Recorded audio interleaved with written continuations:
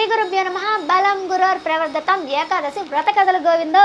కార్తీక శుక్ల ఏకాదశి మహిమ. దీన్నే ప్రబోధిని ఏకాదశి అని కూడా అంటారు కన్నయ్య. అంటే అజ్ఞానాన్ని తొలగించి జ్ఞానాన్ని ప్రసాదిస్తుంది గోవింద.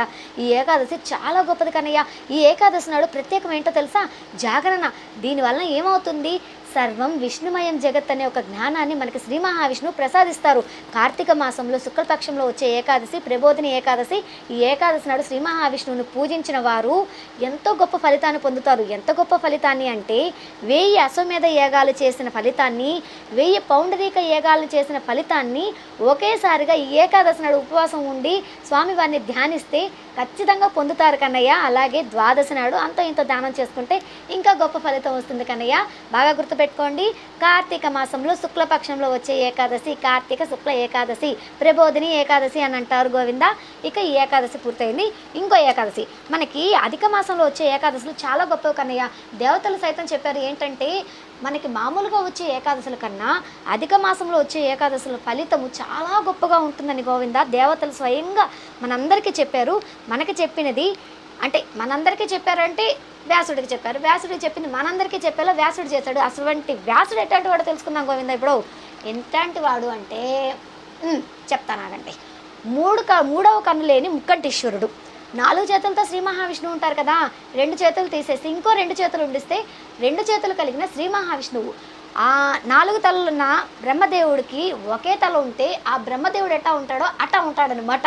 అటువంటి గొప్ప వ్యాస భగవానుడిని ఆషాఢ మాసం అంటే ఆషాఢ పూర్ణిమ నాడు మనం చక్కగా ఆయన్ని కనుక కురుపూజ చేసుకుంటే చాలా గొప్పది గోవింద. చాలామంది ఆషాఢ పూర్ణిమ నాడు గురువునంటే ఎవరో సాయిబాబా అని చెప్పి ఎక్కడో ఉన్న ఆయన్ని తీసుకొచ్చి మన నెత్తి మీద పెట్టుకుంటారు. ఇదేమి కర్మరా రామచంద్ర అని అన్నామనుకో ఇంకంతే. నువ్వెవరమ్మా, ఏడబడ్డావమ్మా, నువ్వెవరమ్మా మాకు చెప్తున్నావు, అసలు సాయిబాబా ఎట్టంటాడో తెలుసా అంటారు. సాయిబాబా మా దేవుడే అనేసి ఖురాన్లో సుస్పష్టంగా ఉందిరా. దౌర్భాగ్యులు అరసు చదువుకోండి అని చెప్తున్నారు. ఎవరా ఒళ్ళు?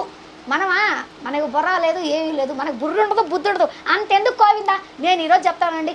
రోజుకి నేను అపరిచితుల్లో ఈయనున్నాడు, ఈయన చూసి నా విక్రము ఆ మాదిరిగా అయిపోతున్నాను గోవిందా. నాకు గోష్టవరం తినండి కన్నయ్య. ఏంటో తెలుసా, నిన్న పీర్ల పండుగ జరిగింది మా ఊర్లో. మన ఊర్లో పీర్ల పండుగ చాలా మంచిదే కదా. పోనీ ముస్లిమ్స్ అందరూ చేసుకుంటూ సంతోషంగా. అమ్మ నేను ఏ మతానికి వ్యతిరేకని కాదు, మతానికి మాత్రం వ్యతిరేకని అండర్లైన్ చేసుకోండి. మళ్ళీ నా మీద గొడవ రాబాకండి. మా అడ్రస్ కూడా చెప్తా కావాలంటే, నార్త్ మొప్పూరు అల్లూరు దగ్గర ఉంటుంది. గొడవ మాత్రం రాబాకండి, ముందుగా చెప్తున్నాను అనమాట. ఏంటనేసి అంటే అక్కడ 90 మంది హిందువులే ఉన్నారు గోవింద. అందులోనూ ఆడపిల్లలు, వయసులో ఉన్న ఆడపిల్లలు తల్లిదండ్రులు ఏ లెక్కలో పంపించారో గోవిందా. శాంతి, విజయశాంతి, ప్రశాంతి గుమ్మేపియా జుట్టు పట్టుకొని లాగి తన్నాలనిపించింది నాకు. అసలు మీరు ఏ ధర్మానికి సంబంధించిన వారు, ఏ ధర్మం కోసం వెళ్ళున్నారు? పీర్ల పండగ అంటే మందా? ఎవరిది? వాళ్ళది. వాళ్ళ పండగకి మీరు ముస్తాబైపోయారు. వాళ్ళు మిమ్మల్ని రాసుకొని పూసుకొని రుద్దుకొని వాళ్ళు సంతోషంగా ఎంజాయ్ చేస్తారు. మీరేం చేస్తారు? బొచ్చు పీక్కోండి. అయినా కూడాను ఇలా నెత్తి నోరు కొట్టుకుంటే జుట్టు పీకుంటే ఉన్న గుండు అదే ఉన్న జుట్టు ఊడిపోయి నున్నగా అవుతుందంట మా గురువుగారు చెప్పేది. అటు అయిపోతుంది నా పరిస్థితి. ఎందుకు వచ్చింది? కానీ ఇది మాత్రం చాలా రాంగు కాబట్టి నేను దీన్ని అడగాలన్నంత కచ్చి వచ్చిన వద్దురా ఈశ్వర, మన బిడ్డలు పంపించకుండా ఉంటే సార్లే నాయన అని చెప్పేసి. ఏమరా గోవింద అంటే మా ఆడేదో ఫంక్షన్ అంటమ్మా అనేసి అన్నారు. పోవచ్చా నాయన, అది మన పండగేనా అన్నాను. కాదు మాది వేరే వాళ్ళ పండగ కదమ్మా, నువ్వు నాకు చెప్పావుమా అన్నారు. మరి పోకూడదు నాయన, పోవద్దు అని చెప్పాను. నా ఇంట్లో నేను కట్టుదిట్టం చేసుకుంటే సార్లే నాయన అనేసి రామకృష్ణ అని చెప్పి రాముడికి దండం పెట్టుకొని గుమ్మనైపోయాను గోవింద. కానీ కడుపు మంట మాత్రం ఆగట్లేదు కన్నయ్య. మనది కాని దానికి మనం ఎంత ఎంపర్లు ఆడుతున్నాం అనే దాని గురించి. జై శ్రీరామ్ గోవింద గోవింద. ఇక అధిక మాసంలో కృష్ణపక్షంలో వచ్చే ఏకాదశిని కమల అని అంటారు. పూర్వం శివశర్మ అనే ఒక పండితుడు ఉండేవాడు. ఆయనకి 5 మంది కొడుకులు. 5 మంది కొడుకుల్లో ఆఖరివాడు జయశర్మ అనమాట. వీడు నీచులతో సాంగత్యం చేసి భ్రష్టుడైపోయాడు గోవింద. చిన్నప్పటి నుంచి వ్యసనపరుడైపోయాడు. ఈ శివశర్మ అప్పట్లో చాలా కఠినంగా ఉండే తల్లిదండ్రులు. అంతేగాని పోతే పో అమ్మ బాగా ముస్తాబా వేసి పీర్ల పండగ పో, రొట్టెల పండగ పోయేసి తట్టుకుంటా కూర్చో, మతం మారిపో అని చెప్పేసి అనేవాళ్ళు కాదు గోవింద. కృష్ణ కాదు, కొంచెం కఠినంగా ఉండేవాళ్ళు. తప్పు చేస్తే ఇది తప్పు అని చెప్పేవారు కాబట్టి ఇంట్లో నుంచి గెంటేశాడు అనమాట శివశర్మ జయశర్మ అని. అప్పుడు ఆయన అడవుల్లో ఏడబడి ఆడ తిరిగి ఆయన అదృష్టం శాతు హరి హరిమిత్రుడు అనే ఒక మహర్షిని కలిశాడు. ఆయన కలిసి జరిగిందంతా చెప్పారు. నేను ఇలా నీచుడిని, సాంగత్యం చేయడం వల్ల ఇలా చెడిపోయాను, నా తల్లిదండ్రులు నన్ను వదిలేశారు, నా తండ్రి నన్ను గెంటేశారు, నాకు ఏదో ఒక పరిష్కారం చెప్పండి అనగానే, నాయన నీ అదృష్టం బాగుంది, అధిక మాసంలో వచ్చే ఏకాదశిని కమల అని అంటారు. ఈ కమల అనే ఏకాదశికి లక్ష్మీనారాయణులకి తులసి దళాలతో బిల్వపత్రాలతో అష్టోత్తరం చదివి బెల్లాన్ని తీపిగా నైవేద్యంగా పెట్టి చక్కగా నువ్వు లక్ష్మీనారాయణని దర్శనం చేసుకునైనా, లక్ష్మీనారాయణని స్మరించుకునైనా, దానివల్ల నా ప్రతిఫలం వల్ల నువ్వు గొప్ప స్థాయిని పొందుతావు, నీ పాపాలన్నీ పోతాయి, లక్ష్మీదేవి నిన్ను కటాక్షిస్తుంది అని చెప్పారనమాట. దానికోసం ఆయన సరే అని జై శ్రీరామ్ అని చక్కగా ఆ వ్రతాన్ని చేసి, నాకు ఇది చేయడం చేత కాదు మీరే చేయించండి అని చెప్తే ఆయన కూడా చక్కగా చేయించాడు. చేయించిన తర్వాత లక్ష్మీదేవి అనుగ్రహించి ఆయన దగ్గరికి వచ్చి ఆయన అనుగ్రహిస్తే ఆయన ఏమన్నాడు, ఇదంతా ప్రతిఫలం రావడానికి కారణం మా గురువుగారు, అందుకే గురువుగారికి ఇచ్చేస్తున్నాను అని అన్నారు. అప్పటికి అమ్మవారు అనుగ్రహించి ఏనుగుల్ని, పరివారాన్ని, డబ్బుని, సంపదని, ఆస్తిని, అంతస్తుని అన్నిటినీ ఇచ్చింది. అన్ని గురువుగారి పాదాల దగ్గర దానాదర్పణ చేశాడు. అంత గొప్పవాడు ఆయన అయిపోయాడు అనమాట జయశర్మ. ఒక్క ఏకాదశి ప్రతిఫలం చూడండి ఎంత గొప్పగా ఉంది గోవింద. దాని తర్వాత గురువుగారు ఏమన్నారు, నాయనా నువ్వు నాకు ఏమి ఎక్కర్లేదు, చక్కగా విడిబడి అనే కార్యక్రమం జరుగుతుంది, సత్సంగం అనే వాళ్ళు గొప్ప వాళ్ళు ఉన్నారు, గోశాలను నిర్మించే వాళ్ళు ఉన్నారు, వాళ్ళందరికీ వీలైనంత వరకు దానం చేయనాయనా, చక్కగా ధర్మంగా బ్రతుకునాయనా అన్నారనమాట. అందుకే మీరు కూడా మా గోశాలకి అంత ఇంత దానం చేయండి. 10 రూపాయలు దానం చేస్తే 1000 రూపాయలు దానం చేసినంత ప్రతిఫలం వస్తుంది.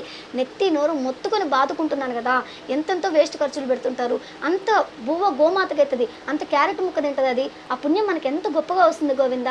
మనం ఎంత ఖర్చు పెడతాం, అనవసరమైన ఖర్చు, దైవానికి కేటాయించడానికి చచ్చిపోతూ ఉంటాము, గోశాలకు ఇవ్వడానికి ఏడుస్తూ ఉంటాము. ఏంటో కృష్ణ, మనలో లేని యూనిటీ పక్కన వాళ్ళలో చూస్తే కడుపు మండిపోతుంది, కానీ ఏం చేయలేం, ఎందుకంటే వాళ్ళలో యూనిటీ ఉంది, మనలో లేదు.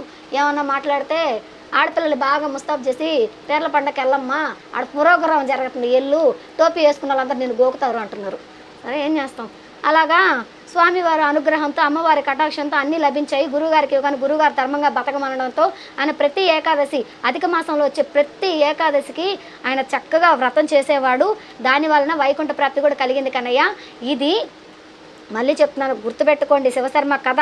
ఈ కథ అధిక మాసంలో వచ్చే కృష్ణపక్ష ఏకాదశిని గురించి అనమాట, కమల అనే ఏకాదశి గురించి అనమాట. మరిన్ని ఏకాదశి వ్రత కథలు తెలుసుకుందాము, విందాము, వినిపిద్దాం, పిల్లలకి నేర్పిద్దాం, ధర్మంగా నడిపిద్దాం. బలం గురోర్ ప్రవర్ధతాం. జై శ్రీరామ్ గోవింద. కన్నయ్య ఈ మూడోది కూడా చెప్పేస్తాను కన్నయ్య, కొంచెం ఆలస్యమైనా పర్లేదు, వినేసేయండి కన్నయ్య. అధిక మాసంలో శుక్లపక్షంలో వచ్చే ఏకాదశిని కామద ఏకాదశి అని అంటారు.